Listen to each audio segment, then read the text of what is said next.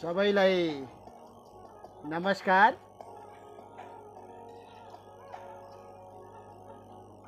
आज 7औं दिन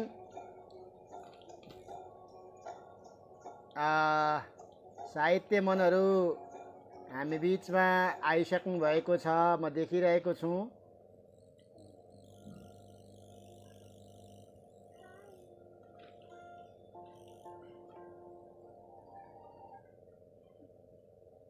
भएर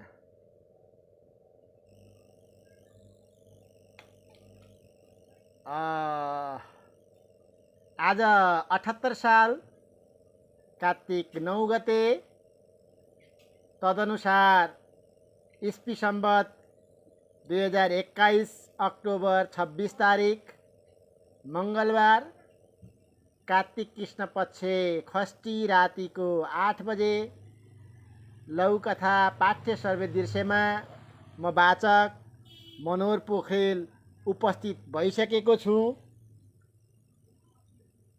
लघुकथा लाइभ वाचन कार्यक्रम सुन्न हेर्नका लागि पाल्नुहुने सम्पूर्ण साहित्य प्रेमीहरूमा सादर निमन्त्रण छ र हाम्रो निमन्त्रण स्वीकारेर आइसक्नुभएका सबै साहित्यिक मनहरूलाई हार्दिक सम्मान र शुभकामना छ। साहित्यिक मनहरू जोडिँदै हुनुहुन्छ, उहाँहरूलाई पनि हामी हाम्रो परिवारको तर्फबाट स्वागत गर्न चाहन्छौँ। हिजो वाचक अमृता घिमिरेले 5 वटा लघुकथा वाचन गर्नुभएको थियो। मनोहर पोखरेलको परिवर्तन, दिव्य गिरीको प्रतिप्रश्न, यादव खरेलको जीवन सन्तास, नारायण तिवारीको महत्त्वपूर्ण र गङ्गा खड्काको भाग्य शीर्षकको लघुकथा अमृता घिमिरेले हिजो वाचन गर्नुभएको थियो। आज हाम्रो फेसबुक लाइभमा हामी यसै गरी 5 वटा लघुकथाहरूलाई नयाँ ढङ्गले पस्किने जमर्को गरिरहेका छौँ। हाम्रो फेसबुक लाइभमा जोडिँदै गर्नुभएका सबैमा हार्दिक स्वागत गर्दछौँ। आज अन्तर्लङ्गी जनचेतना दिवस पनि रहेछ। उक्त अवसरको समेत सबैमा शुभकामना व्यक्त गर्न चाहन्छौँ।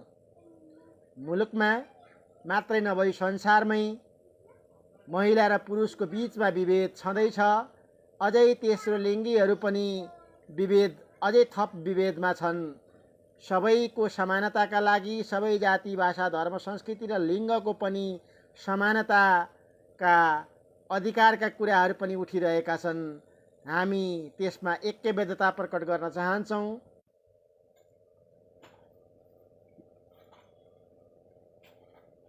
लघुकथा पाठ्य सर्वे दृश्यमा लघुकथा वाचन श्रृङ्खलाको आज 7औं दिनसम्म आइपुग्दा हामीले धेरैजनाको माया पाउँदै गएका छौँ। प्रत्यक्ष अप्रत्यक्ष सहयोग गर्नुहुने धेरैजना जुट्दै जानुभएको छ। विशेष सहयोग गर्नुहुने, सुझाव र टिप्पणी गर्नुहुने प्रति हामी आभार व्यक्त गर्दछौँ।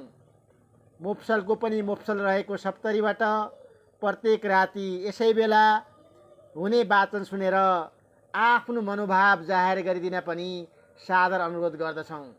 आज 1 हप्ता पुगेकै अवसरमा हामीले 100 जना साथीहरू कमाएका छौँ र त्योभन्दा बढी हाम्रो साथीहरू जोडिने क्रम बढिरहनु भएको छ र यो क्रममा हामीले माया पाइरहेका छौँ। अमृता घिमिरेजीले नमस्कार सर भन्नुभएको छ। नन्दलाल आचार्यजीले पनि सबैलाई नमस्कार र अभिवादन भन्नुभएको छ। अनुग्रह राणाजी पनि आइसक्नु भएको छ र हेरिरहनु भएको छ, उहाँलाई स्वागत छ।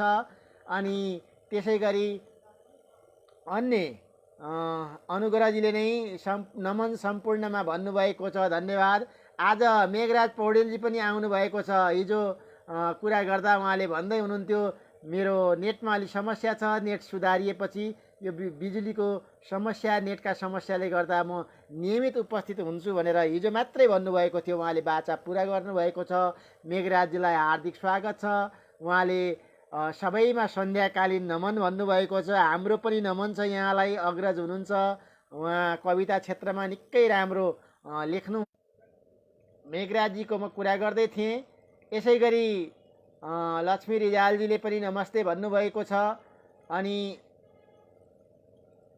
जयराम भगत मालीजी पनि आइसक्नु भएको छ, स्वागत छ उहाँलाई। पुनम पोखरेलजी पनि हेरिरहनु भएको छ, उहाँलाई पनि स्वागत छ। बेलायतबाट देव राउत पनि हेरिरहनु भएको छ, उहाँलाई पनि स्वागत छ। र कमेन्टका लागि पनि म आग्रह गर्न चाहन्छु। सबैलाई नमस्कार भन्नुभएको छ पुनम पोखरेलले। जयराम भगतजीले पनि सम्पूर्ण साहित्य प्रेमी साथीहरूमा मेरो हार्दिक नमन भन्नुभएको छ। जयराम भगतजीलाई हाम्रो तर्फबाट पनि हार्दिक नमन छ। अमृता घिमिरेले हजुरहरू सम्पूर्णमा मेरो नमन भन्नुभएको छ। हाम्रो पनि नमन छ, हाम्रो परिवारको तर्फबाट नमन छ भन्न चाहन्छु। आज फेरि हामी 5वटा कथा लिएर उपस्थित भएका छौँ, तर केही फरक छ। हिजो अस्तिको कथा एक ढङ्गको थियो भने आज सवाल जवाब सहित लघुकथाको लाइभ वाचन हामी गरिरहेका छौँ। सवाल जवाब हामीले छनौट गरेका कथाकारहरूसँग हामीले केही सवाल जवाफ गरेका थियौँ। उहाँहरूसँग अत्यन्तै अनुभवका महत्त्वपूर्ण कुराहरू छन्, अनुभवको खानी हुनुहुन्छ। त्यो अनुभवले गर्दा लघुकथाकारहरूलाई, नवप्रतिभाहरूलाई साँच्चै नै महत्त्वपूर्ण शिक्षा हुनेछ भनेर हामीले उहाँहरूसँग केही प्रश्नहरू राखेका थियौँ र उहाँहरूले आफ्नो अनुभवका आधारमा हामीलाई पठाउनु भएको छ। त्यसको उत्तरहरू हामीले त्यो वाचन गर्नेछौँ र त्यसबाट हामीले शिक्षा लिनेछौँ। मैले फेरि नन्दलालजीले फेरि सबैलाई स्वागत छ भनेर स्वागत गर्नुभएको छ। म यहाँ अगाडि बढिरहेको छु। पोस्टमा भएका लघुकथा बारेमा पनि यहाँहरूले टिप्पणी गरिदिनु हुनेछ। जे जस्तो देख्नुहुनेछ, मनमा जस्तो लाग्नेछ, आफ्नो मनोभाव खुला हृदयले राख्नका लागि पनि म यहाँहरूलाई हार्दिक आग्रह गर्दछु। प्रस्तुत लघुकथाका जुनसुकै पक्ष होस् त्यसमा खुलेर राखिदिनु हुन। लघुकथाका विषयमा, लघुकथाको भावका विषयमा, त्यसको सन्देशका विषयमा, लघुकथा वाचनका विषयमा, शैलीका विषयमा, वाक्यहरूका विषयमा, जुनसुकै विषयमा पनि यहाँहरूले आफ्नो मनोभाव राखिदिनु भयो भने हामी त्यसलाई प्रसारण गर्नेछौँ। किनभने पाठकीय भावनाले लेखकलाई, सर्जकलाई खबरदारी गर्ने काम गर्नेछ। यहाँहरूको टिप्पणीले, कमेन्टले खबरदारी गर्ने काम त गर्ने नै छ र लेखकहरूलाई, सर्जकहरूलाई हौसला प्रदान गर्नेछ, प्रोत्साहन दिने काम पनि गर्नेछ। यसर्थ म सकैभन्दा बढी टिप्पणीहरू गरिदिनका लागि हार्दिक आग्रह गर्न चाहन्छु। आज सवाल जवाफ सहितको लघुकथा लाइभ वाचनमा तपाईँले मन पराउने लघुकथाकारहरू नै हुनुहुन्छ। लघुकथा निकै धेरै मात्रामा लघुकथाहरू लेखिरहने, लघुकथाका लागि अत्यन्तै महत्त्वपूर्ण योगदान गर्ने व्यक्तित्वहरू हुनुहुन्छ। हामीले उहाँहरूलाई नै सोधेका छौँ लघुकथाका आधारभूत गुणहरू के हुन् र तपाईँको साहित्यिक परिचय के हो लगायतका कुराहरू हामीले प्रश्न गरेका छौँ। उहाँहरूले त्यसको हामीलाई जवाफ पठाउनु भएको छ। लता केसीजी, चिर परिचित नामहरू म यहाँहरूलाई भनिरहेको छु। अरुण खत्री नदी, म्यामराज राई, त्रिलोचन ढकाल, अनुग्रह र आनन्द मगर असाध्यै धेरै लघुकथाहरू लेखिरहने। उहाँका लघुकथाहरू सार्वजनिक भइरहन्छन् र लघुकथाका क्षेत्रमा उहाँहरूले योगदान गरिरहनु भएको छ। हामी जस्तै फेसबुक पेजहरू, लाइभहरूमा उहाँका कथाहरू श्रवण गर्न पाइरहन्छौँ, सुन्न पाइरहन्छौँ र उहाँहरू त्यसका कतिपय क्षेत्रमा भूमिका पनि निर्वाह गरिरहनु भएको छ। यसर्थ म उहाँहरू सबैप्रति हार्दिक नमन गर्दै म पहिलो लघुकथा, असमझदारी शीर्षकको लघुकथा, लता केसीज्यूको लघुकथा वाचन गर्न चाहन्छु। यहाँहरूले सुनिदिएर आफ्नो मनोभाव जाहेर गरिदिनका लागि हार्दिक आग्रह गर्दछु। वसन्त अनुभवजी पनि आउनुभएको छ। लघुकथाकारजी असाध्यै धेरै लघुकथा लेखिरहनुहुन्छ। लेखेको लेखै उहाँको लघुकथा साँच्चै भन्ने हो भने उत्कृष्ट पनि छन्, सङ्ख्याका हिसाबले पनि बहुतै धेरै छन्। उहाँ पनि आइसक्नु भएको छ। म वसन्त अनुभवजीलाई पनि हार्दिक स्वागत गर्न चाहन्छु। मैले लघुकथा असमझदारी सुरु गर्दैछु। उनीहरू साक्खै दिदीभाइ थिए। दिदीले भाइलाई माया गरेको देखेर कान्छा खुबै रमाइलो मान्थ्यो। कान्छा छिमेकीको घरमा कोठा लिएर बसेको थियो। सोच्थ्यो मेरो नि यस्तै माया गर्ने दिदी भए हुन्थ्यो नि। चिनजान र घनिष्ठता बढ्दै जाँदा बिस्तारै ऊ पनि दिदीको प्रिय भाइ बन्न पुगेको थियो। आफ्नो भाइलाई भने यो कुरा मन परेको थिएन। बुवा आमाको शेषपछि दिदीले नै हुर्काएकी हुँदा ऊ दिदीसँग केही भन्न सक्दैन थियो। तर एक आपसमा न्यार मुर्र सुरु भइसकेको थियो। ऊ अब धेरैजसो कोठा थुनेर बस्थ्यो। दिदीले केही काम अराए पढ्नु छ भनेर बहाना बनाउँथ्यो। कान्छाले भने हरेक काममा दिदीलाई सघाउन थाल्यो। ऊ झनै नजिक र आत्मीय बन्यो। दिदीले पकाएको भान्सा चल्न थाल्यो। एक दिन दिदी बाथरुममा चिप्लिएर लडिन्। टाउको फुट्यो, रक्ताम्य भयो। हत्त नपत्त भाइले अस्पताल पुर्यायो। अत्याधिक रक्तस्राव भएकोले तुरन्तै रगत दिनुपर्ने भयो। कान्छालाई उसले खबर गर्यो, तर कान्छा अस्पताल पुगेन। एक्लै दौडधुप गर्यो। मिल्ने समूहको रगत फेला परेन। ऊ अत्तालिन थाल्यो। आफ्नै रगत चेक गराउँदा संजोगवश मिल्यो। उसले रगत दियो, दिदीलाई बचायो। दिदीभाइ अस्पतालबाट फर्किए। दिदीले कान्छालाई सोधिन्। भाइले आक्रोशित मुद्रामा भन्यो, ऊ मर्यो। के भन्छ यो? दिदी आत्तिइन्। उसले सहयोग चाहिएको बेलामा वास्ता नगरेको कुरा सुनायो। दिदी पनि ऊप्रति बेखबर हुन थालिन्। एक दिन भाइले असन्तोष खन्यायो। अब त चेत आयो होला नि। पराई मन सार्दा मात्र हो। आफन्त भनेको मन ठाड्दा पनि हो भन्ने कुरा।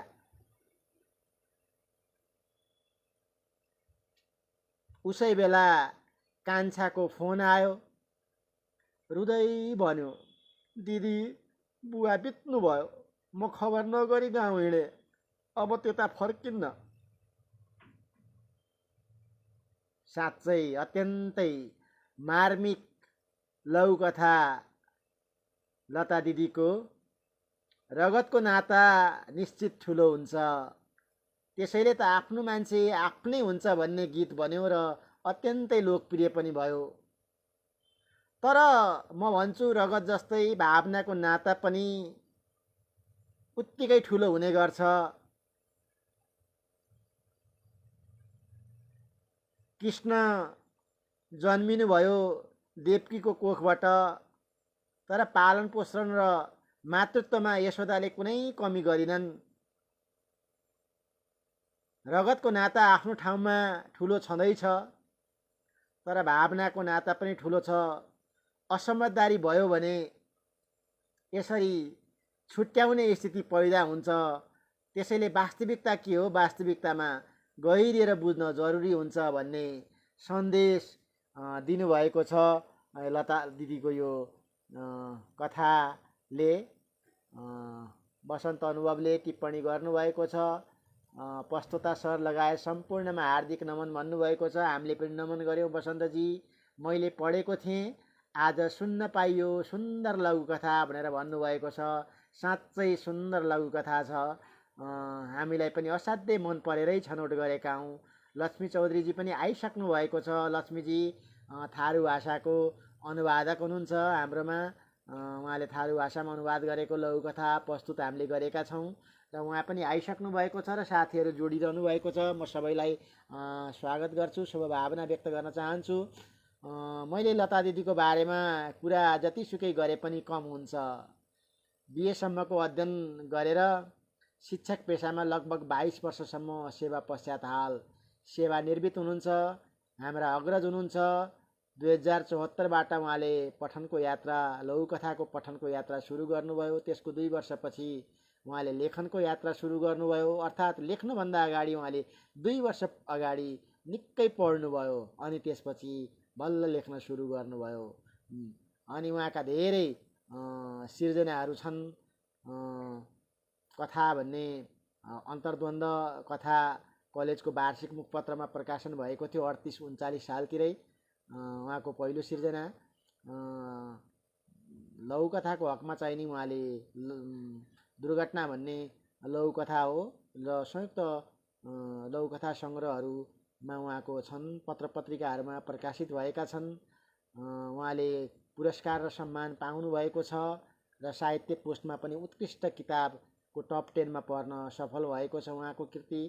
र उहाँ अहिले दोस्रो कृतिको तयारीमा हुनुहुन्छ र हाम्रा आदरणीय हुनुहुन्छ र लघुकथाको क्षेत्रमा महत्त्वपूर्ण योगदान गरिरहनु भएको छ। उहाँले अहिले पनि हाम्रो लघुकथा पाठशालालाई जीवन्तता दिइरहनु भएको छ र महत्त्वपूर्ण योगदान गरिरहनु भएको छ लघुकथाको क्षेत्रमा।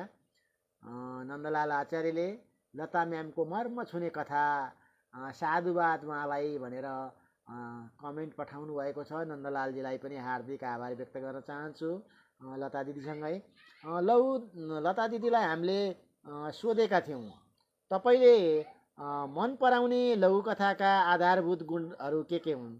हामीले आज यो नयाँ श्रृङ्खलामा नयाँ स्वरूप यस कारणले दियौँ कि उहाँका अनुभवहरू थुप्रै अनुभवहरू छन्। हामीले त्यत्तिकै अनुभव प्राप्त गर्न त्यत्तिकै वर्ष चाहिने मेहनत गर्नुपर्छ, परिश्रम गर्नुपर्छ।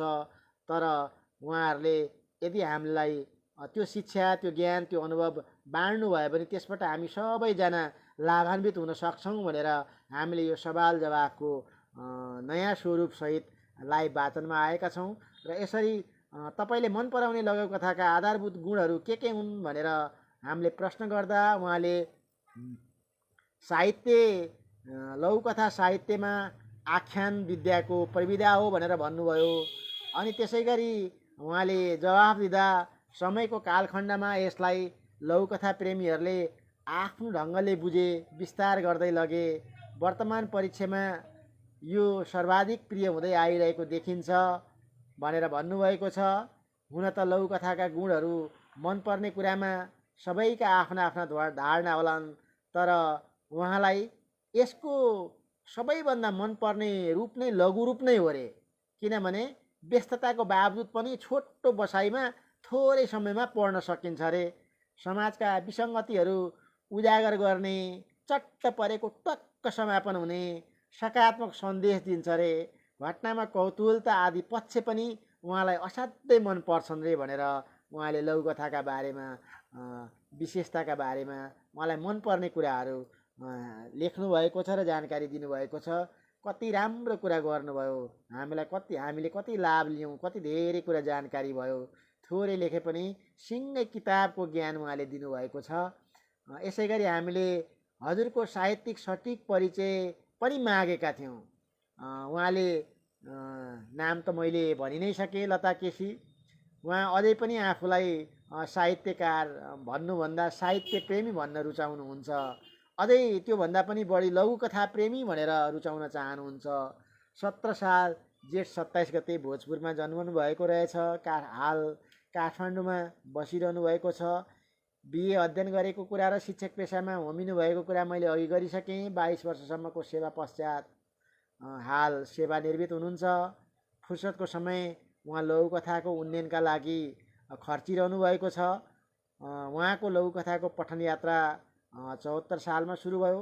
विद्यार्थी अवस्थामा लेखन भने 76बाट भयो। विद्यार्थी अवस्थामा कथा र कवितामा पढ्न लेख्न मन लाग्थ्यो उहाँलाई। अनि उहाँको कलेजको वार्षिक मुखपत्र प्रकाशमा 38-39 सालतिर उहाँको पहिलो सिर्जना कथा चाहिँ नि अन्तर्द्वन्द शीर्षकको प्रकाशित भएको थियो रे। लघुकथाको हकमा चाहिँ नि दुर्घटना भन्ने शीर्षकको लघुकथा पहिलो हो, जुन अङ्क 46 लोकभावनामा चाहिँ नि प्रकाशित भएको थियो। तत्पश्चात संयुक्त लघुकथा सङ्ग्रहहरू पत्र पत्रिकाहरूमा क्रमशः प्रकाशित हुन थालेको उहाँले जानकारी दिनुभएको छ। धेरै लघुकथाहरूले उहाँ पुरस्कार पाएको छ, सम्मान हत्याउने अवसर पनि पाएको छ। उहाँको लघुकथा सङ्ग्रह चोटदेखि मृत्युसम्म 2076 हो र यो चाहिँ नि साहित्य पोस्टको उत्कृष्ट किताब 2077 को टप 10 मा पर्न सफल पनि भएको थियो। अब अहिले चाहिँ नि दोस्रो सङ्ग्रहको तयारीमा हुनुहुन्छ। सम्भवतः यसै वर्ष प्रकाशन गर्ने तयारीमा हुनुहुन्छ। यसै वर्ष हामीले पनि हेर्न पाऊँ भनेर हामी पनि प्रतीक्षा गरिरहेका छौँ। उहाँको लघुकथा यसै वर्ष प्रकाशन हुन सकोस् र हाम्रो हातमा पुग्न सकोस् र हामीले पनि अध्ययन गर्न पाऊँ र त्यसबाट शिक्षा लिन पाऊँ, जानकारी हुन सकोस्। र उहाँ अहिले लघुकथा पाठशाला फेसबुक पेजको माध्यमबाट लघुकथाको विकासमा लागिरहनु भएको छ। निरन्तर लघुकथाका बारेमा उहाँ लेखिरहनुहुन्छ, लघुकथा पनि पोस्ट गरिरहनुहुन्छ, अरूले लेखेका लघुकथाहरूका बारेमा पनि टिप्पणी गरिरहनुहुन्छ, हौसला बढाइरहनुहुन्छ, प्रोत्साहन गरिरहनुहुन्छ र साहित्यले सकारात्मक बाटोमा समाज परिवर्तन गर्न सक्नुपर्छ भन्ने उहाँले ठान्नु भएको छ। र उहाँले लाइभ कार्यक्रममा आउन नसके पनि रातिको खानाको समय त्यही बेला पर्ने भएकोले आउन नसके पनि म रेकर्ड भए पनि पछि हेर्नेछु भनेर उहाँले भन्नुभएको छ। धन्यवाद लता दिदीलाई। र रुपेश कुमार सदाय पनि आइसक्नु भएको छ। म उहाँलाई पनि हार्दिक स्वागत गर्न चाहन्छु। रुपेशजी नवप्रतिभा हुनुहुन्छ, केही गर्नुहुन्छ भनेर हामीले अपेक्षा गरेका छौँ। साहित्यको क्षेत्रमा अहिलेदेखि उहाँको अभिरुचि अत्यन्तै लोभलाग्दो छ र यो पछि गएर हामीलाई उहाँको साहित्यमा गरेको योगदान हाम्रा लागि लोभलाग्दो बन्न सकोस् भनेर शुभभावना व्यक्त गर्न चाहन्छु रुपेश भाइलाई। त्यसै गरी मैले अर्को लघुकथा सुरु गर्न पो आँटेँ त। लघुकथा विवाह शीर्षकको अरुण बहादुर खत्रीले चाहिँ नि अब यो लघुकथा चाहिँ नि हामीले रोजेका छौँ। उहाँ पनि अत्यन्तै लघुकथा लेख्ने मध्ये एकजना पर्नुहुन्छ। लघुकथा यसरी सुरु हुन्छ। एकपटक सानो राजा आफ्नो बाबुको पुर्ख्यौली घर हेर्न भनेर पहाड पुग्यो। पहाडमा पुगेपछि आफ्नो ठुलो बाबुको घरमा गएर बस्यो। ठुलो बाबुको छोरी उमा पनि त्यही बखत माइत आइपुगेकी थिइन्। उमाले सानो राजासँग भनिन्, भाइ तिमीलाई म भने जस्तो केटी विवाह गर्नका लागि पहाडमा खोजिदिन्छु। तिमीले पहाडको केटी विवाह गर्नुपर्छ। मेरो छोरो हरिरामले चाहिँ नेपाल प्रहरीको इन्सपेक्टर भएकोले काठमाडौँकै भने जस्तो केटी विवाह गर्न सक्छ। उनले त्यसो भन्दा मैले नेपाल प्रहरीको इन्सपेक्टरमा जागिर खान नसकेकोले मलाई होच्याएर भनेको हुनुपर्छ भनेर सानो राजाले महसुस गर्छ। केही वर्ष बितेपछि हरिरामले पहाडकै केटी मन पराएर बिदामा आफ्नो घर गएको बखत भगाएर काठमाडौँ लैजान्छ र काठमाडौँको मन्दिरमा गएर सिउँदोमा सिन्दुर लगाइदिन्छ। त्यसपछि उसले आफ्नो श्रीमतीलाई लिएर घरमा पुग्दा आमाको मनमा ठुलो चोट पर्छ। सानो राजाले काठमाडौँमा एउटा बैङ्कमा आफ्नो योग्यता अनुसारको पदमा नोकरी पाउँछ र ब्याङ्कमा नै काम गरेको केटीसँग उसको मन मिल्न पुगेर वैवाहिक जीवनमा बाँधिन पुग्छ। सोचे जस्तो हुन्न जीवन, सम्झे जस्तो हुन्न जीवन, जस्तो भोग्यो उस्तै हुन्छ, देखे जस्तो हुन्न जीवन। यो गीत पो सम्झना आयो त मलाई। सबै कुरा सोचे जस्तो कहिले हुँदैन, अनि जे पाइन्छ त्यसैलाई नै राम्रो बनाउने प्रयास गर्नुपर्ने पो रहेछ। एउटा कुरा सोच्नु भएको थियो, अर्को कुरा भयो, तर अब त्यसले चित्त दुखाउने भन्दा पनि र अरूलाई होच्याउने भन्दा पनि भविष्यमा के हुन्छ कसैले भन्न सक्दैन। त्यसर्थ अरूलाई हेला होचो पनि गर्न हुँदैन, होच्याउन पनि हुँदैन, भविष्यको कुनै निश्चितता पनि हुँदैन।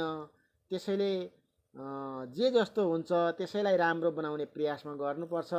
राम्रो खोज्ने भन्दा पनि जे प्राप्त भयो त्यसैलाई राम्रो बनाउन सक्यो भने हाम्रो जीवन सफल हुन्छ भन्ने चाहिँ नि मलाई त त्यस्तो पो लाग्यो त।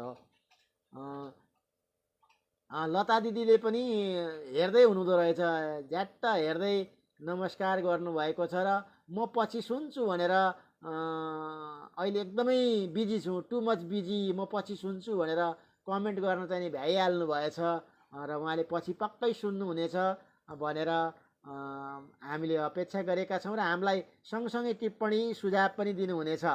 उहाँसँग लामो अनुभव छ, लघुकथा पाठशालाको पनि अनुभव छ र लघुकथाकै पनि अनुभव छ। त्यसर्थ शिक्षण क्षेत्रको अनुभव छ। हामीलाई त्यो अनुभव सेयर गर्नुहुनेछ र प्रत्यक्ष अप्रत्यक्ष ढङ्गले सहयोग गर्नुहुनेछ भनेर हामीले अपेक्षा गरेका छौँ लता दिदीसँग। रूपेश कुमार सजायले नमस्कार सम्पूर्ण गुरुवर्गमा भन्नुभएको छ। हार्दिक आभारी छु गुरुजी भन्नुभएको छ। निरोज कैराला पनि आज आइपुग्नु भयो, अहिले नमन भन्नुभएको छ। अघि नै आउनुभएको हो कि के हो, अहिले टिप्पणी गर्दा पो थाहा पाएँ त। निरजजी अघि नै आउनुभएको होला, तपाईँ त लघुकथाको साह्रै प्रेमी मान्छे, मलाई विश्वास छ अघि नै आउनुभएको होला, तर मैले अहिले देख्न पाएँ। हजुरलाई पनि स्वागत छ। यो अरुण बहादुर खत्रीजीको कथा अहिले भर्खरै मैले भने, विवाह भन्ने शीर्षकको कथा भने। सामा खुसी मार्ग सरकारी धारा काठमाडौँ निवासी हुनुहुँदो रहेछ। साहित्यिक क्षेत्रमा 37 सालदेखि नै उहाँले लेख्न थाल्नु भएको। निजामती क्षेत्रमा 3 दशक लामो सेवा गरेर लामो अनुभव छ, निकै राम्रो अनुभवहरू उहाँसँग छ। सकारात्मक समाजमा देखेका कुराहरू, भोगेका अनुभवहरू उहाँहरूसँग छ। उहाँको बालकथा, लघुकथा, कृति, समीक्षा र कविता 40 सालदेखि नै धेरै पत्र पत्रिकामा प्रकाशित हुँदै आएका छन् र त्यसको पाण्डुलिपि तयार छ। कृति भने चाहिँ नि निस्किन सकेको छैन, निस्किहालोस्, यसै वर्ष निस्कियोस् भनेर शुभभावना पनि व्यक्त गर्न चाहन्छु भनेर भन्नु चाहन्छौँ हामी। उहाँ धेरै ठाउँमा पुरस्कारहरू प्राप्त गर्नुभएको छ। साहित्य समाजहरूबाट, विभिन्न विभागहरूबाट उहाँले सम्मान पाउनु भएको छ। म उहाँलाई हार्दिक शुभकामना व्यक्त गर्न चाहन्छु र कृति चाँडै उहाँको प्रकाशित हुँदै आओस्। उहाँको कविता, लघुकथा, बालकथा, हाइकु आदिमा अझै प्रगति हुँदै जाओस् भनेर भनेको छु। निरजजीले नेटले ढिलो साथ दियो सर भन्नुभएको छ। केही छैन, हाम्रो मन एउटै छ। नेटले ढिलो साथ दिए पनि निरजजी जहाँ हुनुहुन्छ लघुकथा पाठ्य सर्वे दृश्य त्यहीँ छ, लघुकथा पाठ्य सर्वे दृश्य जहाँ छ निरज कोइराला पनि त्यहीँ हुनुहुन्छ भनेर हामीले बुझ्ने गरेका छौँ। कोही बात छैन, रेकर्ड त रहि नै रहन्छ, त्यो पछि सुन्न पनि सकिन्छ। हामीले अरुण बहादुर खत्रीजीलाई पनि सोधेका थियौँ, तपाईँले मन पराउने लघुकथाका आधारभूत गुणहरू के हुन् भनेर हामीले सोधेका थियौँ।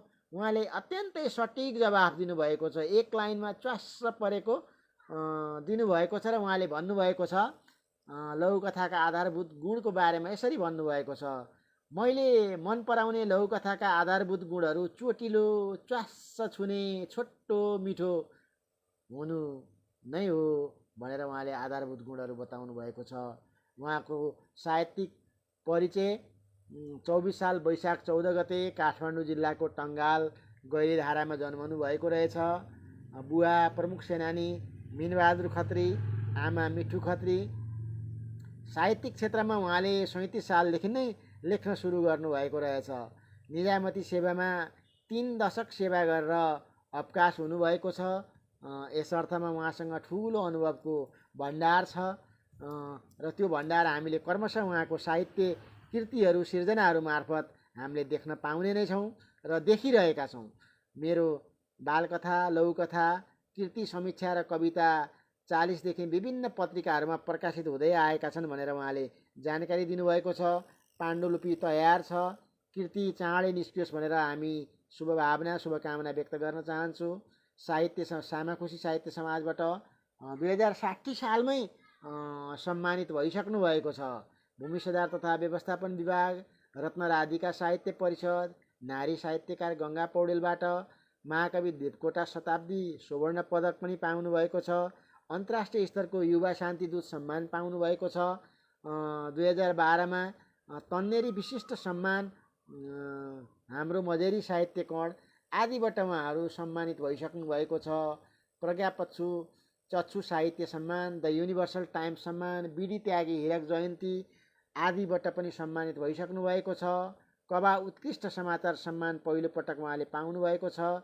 नमस्ते साहित्य परिषद ओखलढुङ्गा बाट पनि पाउनुभएको छ र काव्यघर झापा प्रदेश 1बाट पनि सम्मान पत्र पाउनुभएको छ। स्नातक धर्म सेवा मितिबाट लामो समयदेखि लेख्नु भएकोले उहाँ धेरै क्षेत्रबाट अभिनन्दन पत्र, सम्मान पत्र, प्रशंसा पत्र उहाँको कोठा भरिएको छ।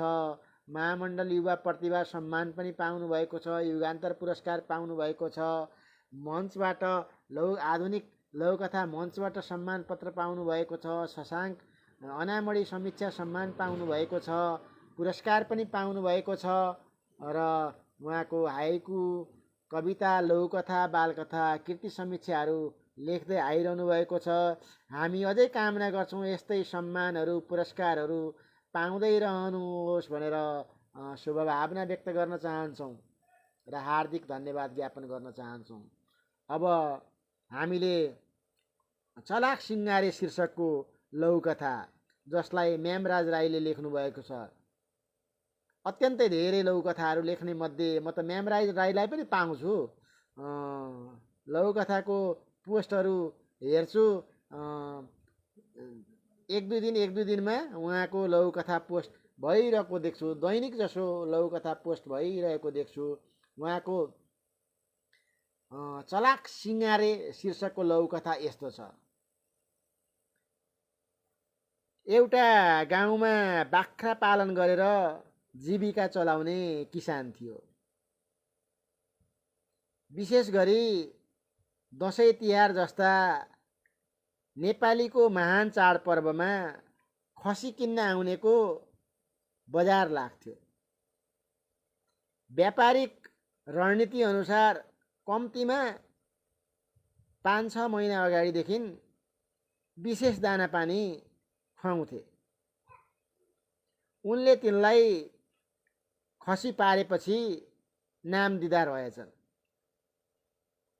लामकाने, झ्याप्ले, काले, पुन्टे, भुक्के, सिङ्गारे आदि।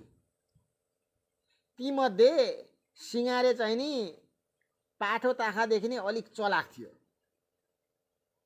यसपालिको दसैँ तिहार आउँदै थियो र मिठो मिठो दाना पानी खुवाउँदै गरेको कुराको रहस्य सिङ्गारे खसीले चाल पायो। त्यही दिनदेखि जतिसुकै मिठो घाँसपात दाना पानी दिए पनि सास अड्काउने मात्रै खाने निर्णय गरे। कम खाएपछि मोटाउँदिन, त्यसपछि मालिकले बेच्दैन क्यारे, अनि पो धेरै वर्ष बाँच्न पाइन्छ मनमनै सोच्यो।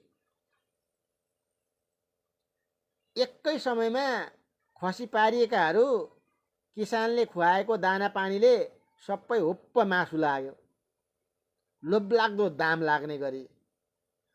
तर सिङ्गारे चाहिँ बोको ताकाको भन्दा पनि घटेछ।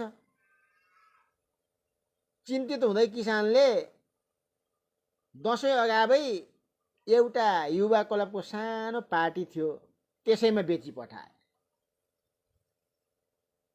ल धन्यवाद लघुकथाकारजीलाई, म्यामराज राईजी। होमताङ भोजपुरको निवासी, हाल जापानमा हुनुहुन्छ र जापानमा रहेर पनि नेपाली साहित्यमा उहाँले योगदान गरिरहनु भएको छ। लघुकथा बडा मन छुने खालको छ। चटपटे साँडेका तीन ठामा डाम, लाटो लड्छ एक बल्ड्याङ, बाटो लड्छ तीन बल्ड्याङ भन्ने उखान जस्तै खाना कम खाएपछि मोटाउँदिन र चाँडै बिक्री हुन पर्दैन। यो दसैँ तिहारमा ढिलो गरी बिक्री हुन्छ र अलि धेरै वर्षसम्म बाँचिन्छ भनेर बट्ठाइ गरेका थिए, तर अब खसीले त बिक्री हुनु नै थियो। खसी बिक्री गर्ने उद्देश्यकै लागि नै खसी बनाइएको थियो। त्यसैले दुब्लाएपछि झन् डराएछन् किसान। अझै घट्दै गएको देखेर झन्झन घट्दै जान्छ, दाम पनि घट्दै जान्छन् भनेर डराएछन् क्यारे। दसैँ आउनुभन्दा पहिले नै पो बेची पठाएछन् भन्ने कुरा यो कथाले दिएको छ। म्यामराज राई साहित्यका विद्याहरूमा कविता, गजल, मुक्तक लेख्न अत्यन्तै रुचाउनुहुन्छ। लघुकथा असाध्यै धेरै मात्रामा लेखिरहनु भएको छ। पछिल्लो कालमा नेपाली साहित्यमा सकेको योगदान लक्ष्य लिनुभएको छ उहाँले। र हामीले उहाँलाई पनि सोधेका थियौँ, तपाईँले मन पराउने लघुकथाका आधारभूत गुणहरू के हुन् भनेर हामीले म्यामराज राईलाई पनि सोधेका थियौँ। उहाँले चाहिँ नि लघुकथाका गुणहरूमा विषय उठान, त्यसले दिने शिक्षा, थोरै समयमा पढ्न सकिने लाई चाहिँ नि आधारभूत गुणहरू भनेर भन्नुभएको थियो। र हामीले उहाँको साहित्यिक सठिक परिचय पनि मागेका थियौँ। उहाँले त्यसको जवाफमा 60को दशकदेखि साहित्यको चेत बोकेको एउटा साहित्य प्रेमी भनेर भन्नुभएको छ उहाँले पनि। र पठन र लेखन बराबर मनपर्ने साहित्यका विद्याहरूमा कविता, गजल, मुक्तक, लघुकथा लेख्ने गर्नु हुँदो रहेछ। नेपाली साहित्यमा सकेको योगदान दिने लक्ष्य लिएको छु भन्नुभएको छ र त्यही लक्ष्य अनुरूप उहाँले काम पनि गरिरहनु भएको छ। दैनिक उहाँका लघुकथाहरू हामी हेर्न पाइरहन्छौँ, मुक्तकहरू हेर्न पाइरहन्छौँ, गजलहरू हेर्न पाइरहन्छौँ र यो हेर्ने सौभाग्य हामीलाई प्राप्त भइरहोस् भनेर शुभभावना पनि व्यक्त गर्न चाहन्छौँ। र उहाँले समय मिलेसम्म लाइभ हेर्न उपस्थित हुनेछु भनेर भन्नुभएको छ। र उहाँले बिचबिचमा हेरिरहनु भएको कुरा हामीले चाहिँ चाल पाएका छौँ र उहाँलाई धन्यवाद दिन चाहन्छौँ। समय प्रतिकूल भए पनि अब विदेशमा रहनु भएकोले समय प्रतिकूल हुनसक्छ यतिखेर, र प्रतिकूल भए पनि रेकर्डमा चाहिँ नि अवश्य सुन्छु भनेर उहाँले प्रतिबद्धता जाहेर गर्नुभएको छ। हामी त्यसका लागि हार्दिक धन्यवाद ज्ञापन गर्न चाहन्छौँ। अब लघुकथाको चौथो लघुकथा सीमा स्तम्भको लघुकथा छ। त्रिलोचन ढकाल हाम्रा उहाँ पनि अग्रज साहित्यकार हुनुहुन्छ।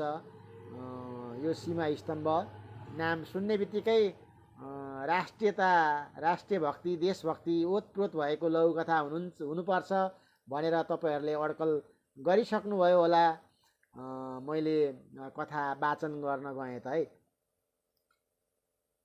म त्योभन्दा अगाडि मैले केही टिप्पणीहरू चाहिँ नि आएको छ, मैले त्यसलाई पनि पढिनँ भने चाहिँ नि कमेन्ट गर्नेहरूप्रति अन्याय हुन्छ। त्यसैले उहाँहरूको टिप्पणीलाई त मैले विशेष प्राथमिकता दिनैपर्छ। मैले आफ्नो कुरालाई छोट्याएर भए पनि उहाँको कुराहरूलाई चाहिँ नि टिप्पणीका कुराहरूलाई, किनभने त्यो हाम्रा लागि शिक्षा हुन्छ।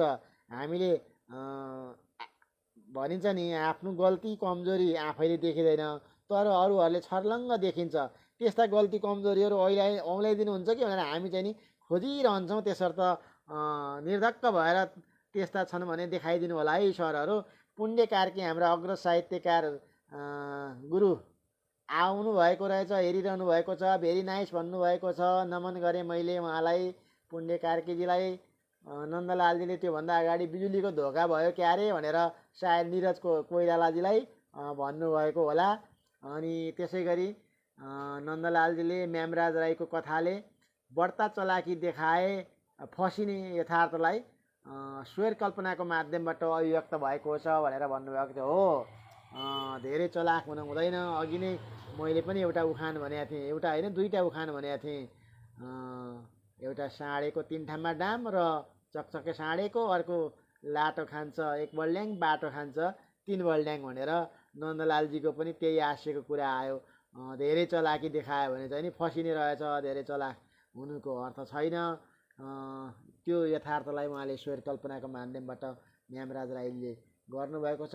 म अघि नै मैले उद्घोषण गरिसकेका छु सीमा स्तम्भ शीर्षकको लघुकथाको। म त्यतातिर लागेँ है त। म किसनको घरमा गएँ। उहाँ बिरामी भएको थाहा पाएर बोलाउन गएकी थिएँ। घर वरिपरिको गहिरो गहिरो ठाउँमा हिलाम्बे थियो। अलि उचाइ भएको ठाउँमा बालुवाले मानव गति अवरुद्ध गरिरहेको थियो। छोराछोरीहरू पिँढीमा बसेर पढिरहेका थिए। उहाँकी पत्नी भान्सामा हुनुपर्ने समय थियो। मैले पुग्दा बित्तिकै सोधेँ, किसन कता जानुभयो? बिरामी हुनुहुन्छ भन्ने सुनेकी थिएँ। उहाँकी पत्नीले भन्नुभयो, बिमार त आफै भागेर गयो। आज खेत हेर्न जानुभएको छ। 3 दिन पहिलासम्म डुबान थियो। धान सबै डुबेको थियो। हिजोदेखि धानको बोट देखिएको हुनाले हेर्न जानुभएको छ। धेरै बेरसम्म किसन आउनु भएन। मलाई भने निकै हतार थियो। जे भए पनि उहाँलाई नभेटी नहुने थियो। 4 घन्टापछि उहाँ आइपुग्नु भयो, रगतले लतपतिएको शरीर लिएर। आत्तिँदै भन्नुभयो किसनले, धन्य बाँचेर आएँ। अर्को देशको मान्छे आएर सीमा स्तम्भ 2 किलोमिटर यता सारेछन्। गाउँलेको 100 बिघा जग्गा कब्जा गरेछन्। मेरो जमिनमाथि मैले दाबी गरेँ। मलाई झन्डै मारेका थिए। भागेर आएँ। एकैछिनमा सारा गाउँलेहरू जम्मा भए।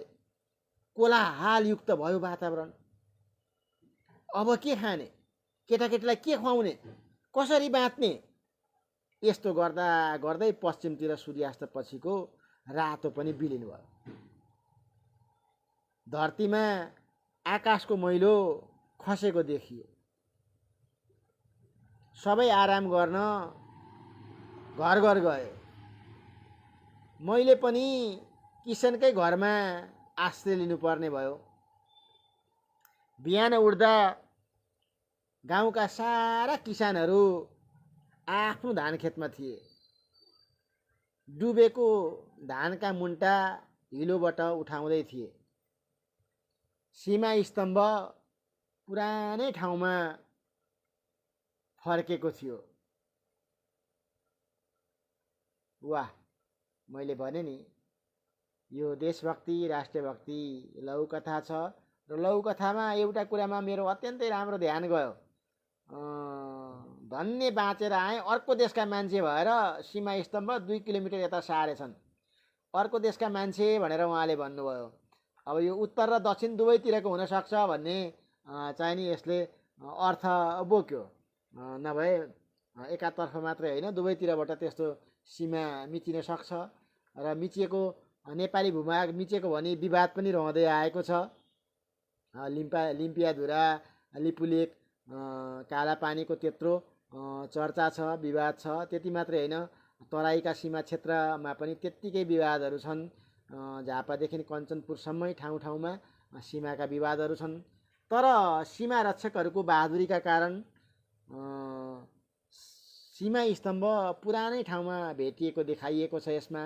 र बहादुरीका साथ सीमा रक्षकहरूले लडेका जनताहरूले सीमाको रक्षा गरिरहेको कुरा चाहिँ यसमा सन्देश दिएको छ। र म यसरी स्वर कल्पना गर्ने त्रिलोचन ढकाल जो यथार्थलाई स्वर कल्पना गरेको माध्यमबाट लघुकथा दिनुभएको छ। म सीमा रक्षकहरूलाई त स्यालुट गर्छु नै। हाम्रो परिवारका तर्फबाटै सीमा रक्षकहरूलाई सलाम गर्छु। र त्रिलोचन ढकालजीलाई पनि सलाम गर्न चाहन्छु। उहाँसँग पनि हामीले मागेका थियौँ, तर उहाँ व्यस्तताका बावजुद हो वा के कारणले हो उहाँले चाहिने हाम्रो सवालको जवाफ पठाउन सक्नु भएन। म अग्रज त्रिलोचन ढकाल जसले धेरै लघुकथाहरू लेख्नुभएको छ, स्याङ्जाको आनन्द इस्लाममा बस्नुहुन्छ र साहित्य क्षेत्रमा महत्त्वपूर्ण योगदान गरिरहनु भएको छ। म त्रिलोचन ढकालजीको पनि उत्तरोत्तर प्रगतिको, स्वास्थ्यको शुभकामना व्यक्त गर्न चाहन्छु। मैले अलिकति टिप्पणी पनि हेर्न गएँ। नन्दलालजीले केही लेख्नुपर्छ, बाँच्नु त पर्छ नै भनेर भन्नुभएको छ। सायद यही लघुकथाको बारेमा उहाँले भनेको हुनुपर्छ। बाँच्नु निश्चित पर्छ र बाँच्नका लागि सङ्घर्ष पनि गर्नुपर्छ। म पाँचौँ तथा अन्तिम लघुकथातिर जाँदैछु। अब धेरै बेर लाग्दैन। पाँचौँ तथा अन्तिम लघुकथा हेला शीर्षकको छ, जसलाई अनुग्रह राणा मगरले लेख्नु भएको छ। पुष्प उहाँको वास्तविक नाम हो र उहाँको प्रख्यात नाम चाहिँ नि अनुग्रह राणा मगर हो। म उहाँको हेला कथालाई सुरु गर्छु। सायद शिक्षाको कमीले होला मक्खन, कसैले केही भन्यो कि त्यही कुरा ठिक होला भन्दै गाउँभरि डुलेर राति 12 बजे मात्र पुग्ने गर्थ्यो घरमा। उसको दैनिकी नै भइसकेको थियो। उता श्रीमान भोकभोकै भनेर ऊ आउने बाटो हेरेर पर्खिरहन्थी नबिना। मक्खनलाई भने केही मतलब थिएन घरमा के कसो छ, कसरी भान्साको चुलोमा आगो बलेको छ भनेर। दिउँसोभरि बनिबुतो गरेर त्यही पैसाले चामल किनेर छाक टार्ने गर्थिन् नबिनाले। आजकल त बानी नै परिसक्यो जडालु श्रीमानको कचकच। सहन नसकेर आत्महत्या पनि गर्न नखोजेकी होइन। दुःख भोग्नेहरूको निम्ति ईश्वर दाहिने हुन्छन् भने झै छिमेकीले देखेर बचिन्। यो घटना देखेर मक्खनको हल्का मन त फर्केको थियो त्यति बेला, तर के गर्नु, खाने मुखलाई जुङ्गाले छेक्दैन भने झैँ सानैदेखि लागेको बानी के छाड्थ्यो र। पटक पटक गाउँले समाजले नसम्झाएको पनि होइन। ल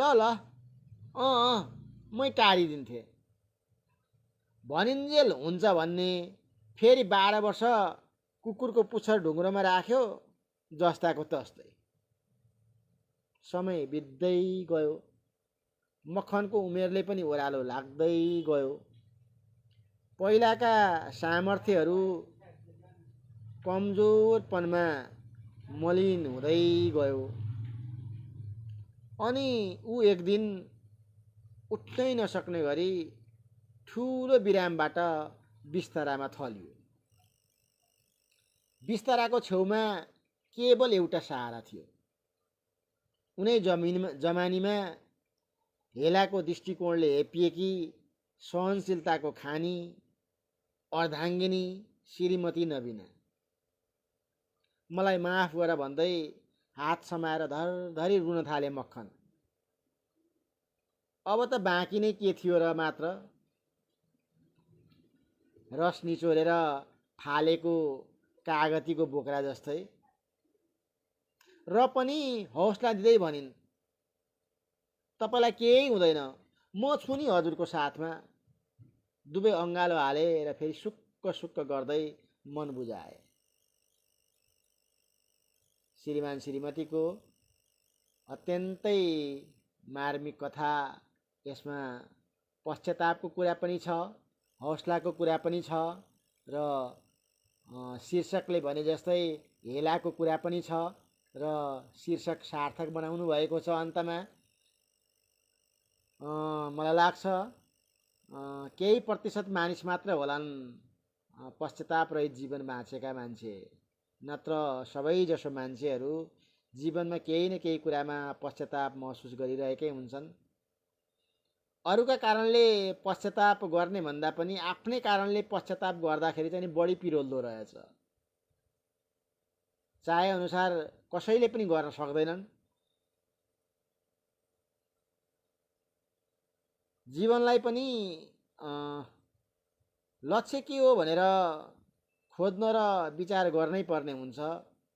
प्रत्येक मान्छेलाई जीवनमा पटक पटक मेरो उद्देश्य के हो, म कहाँ पुग्नु पर्ने हो, मैले के गर्नुपर्ने हो, के हुन् जीवनका उपलब्धिहरू आदि प्रश्नहरू बेलैमा गर्नुपर्ने रहेछ। यो जब उमेर घर्किन्छ, बुढ्यौली उमेर लाग्छ, अनि हामी यस्ता प्रश्नहरू जीवनको उद्देश्यका बारेमा, मैले गर्नुपर्ने कुराहरूको बारेमा, कहाँ पुग्नुपर्ने कुराहरूका बारेमा पछि मात्रै सोध्न थाल्छौँ। एउटा भनाइ छ नि, जब कुनी के अनि तब दैलो देख्यो भन्ने, त्यस्तै हुँदो रहेछ। तर यो अहिले हामीले भने पनि, अहिले हामीले भनेको कुरा पनि मलाई लाग्छ मैले भनेको कुरा पनि पढेको आधारमा भने हुँ, यो अनुभवको आधारमा भने हो भनेदेखि म पनि अर्कै हुन्थेँ होला। पढेका आधारमा त भनियो, तर साँच्चै अनुभूति त्यस्तो हुन सकेको भए चाहिने समय चाहिने अब अनावश्यक ढङ्गले व्यतीत हुँदैन थियो होला। हाम्रो अनावश्यक ढङ्गले व्यतीत भइरहेको छ। यो कथामा त्यस्तै पश्चातापको कुरा पनि छ। समय घर्किसकेको छ।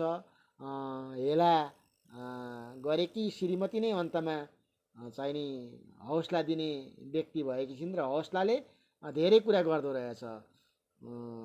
एउटा यो कोभिडको बेलामा पनि त प्रतिरोधात्मक शक्ति, अन्य रोगहरूमा पनि त्यो हुन्छ। प्रतिरोधात्मक शक्तिमा सबैभन्दा महत्त्वपूर्ण चाहिँ नि मान्छेको आफ्नै हौसला रहेछ। त्यो हौसला दिने काम चाहिँ नि उहाँको श्रीमतीले गरिरहनु भएको छ।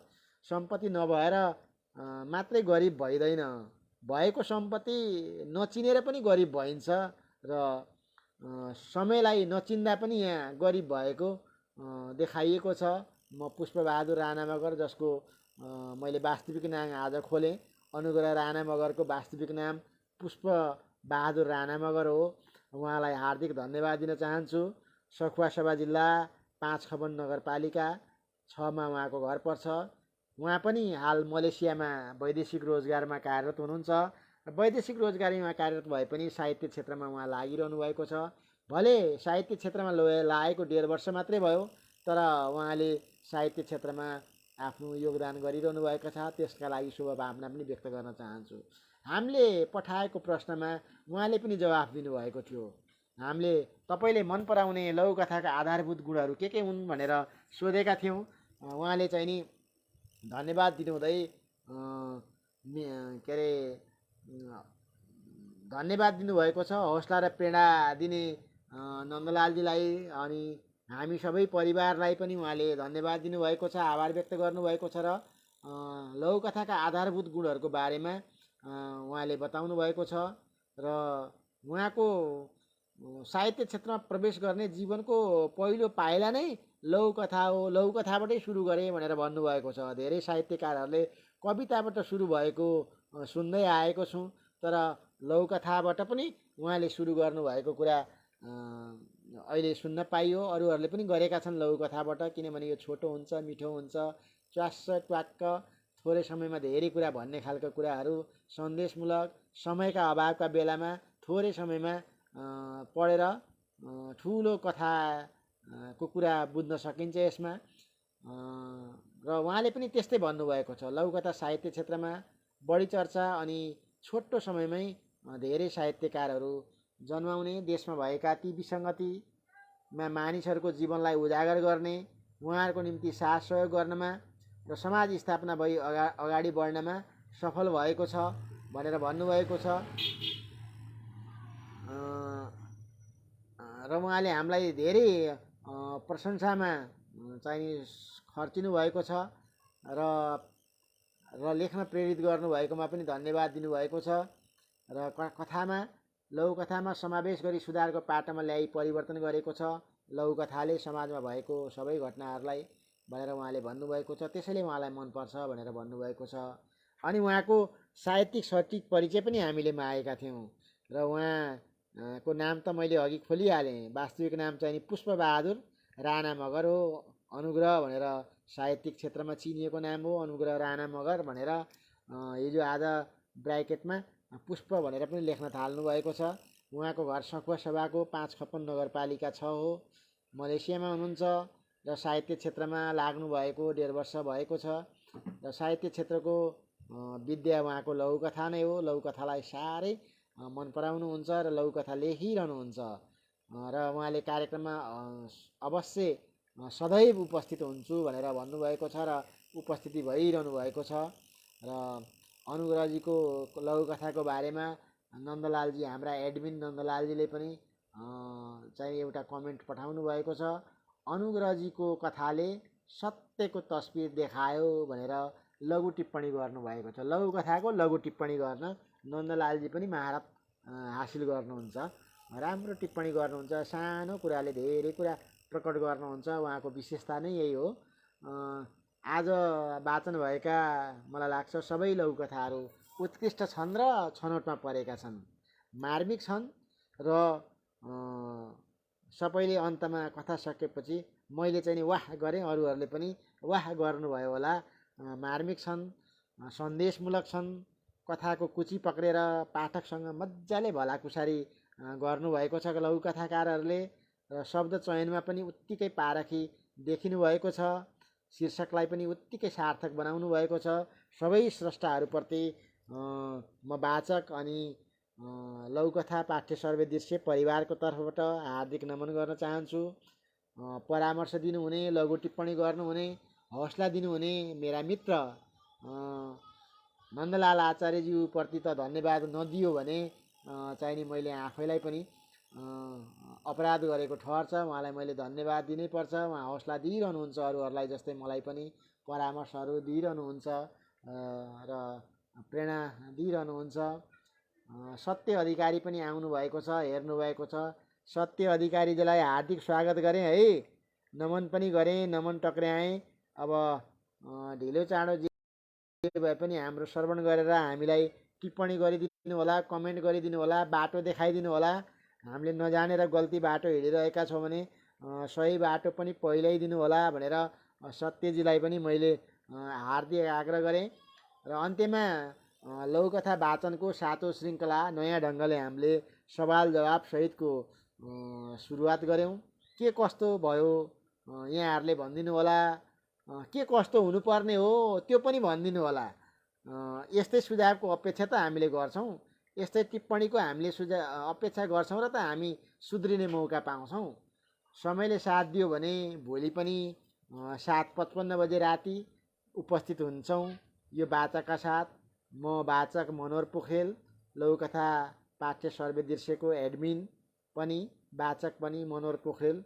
एउटा कुरा भन्दै फेसबुक लाइभबाट बिदा हुन चाहन्छु र बिदा माग्छु। एउटा कुरा भन्दै है, आजको समय भोलि फर्केर आउँदैन र मृत्यु शाश्वत सत्य हो। कति बेला यस संसारबाट बिदा हुनुपर्ने हो त्यो पनि कसैलाई थाहा छैन। त्यसैले जे गर्नु छ आजै गरौँ, जे सुरु गर्नु छ अहिले नै गरौँ। सबैलाई सम्मानजनक व्यवहार गरौँ। सबैलाई नमन गर्दै हार्दिक बिदा हुन चाहन्छु। शुभरात्रि भन्न चाहन्छु। हार्दिक नमन गर्न चाहन्छु। हार्दिक नमन, शुभरात्रि, धन्यवाद।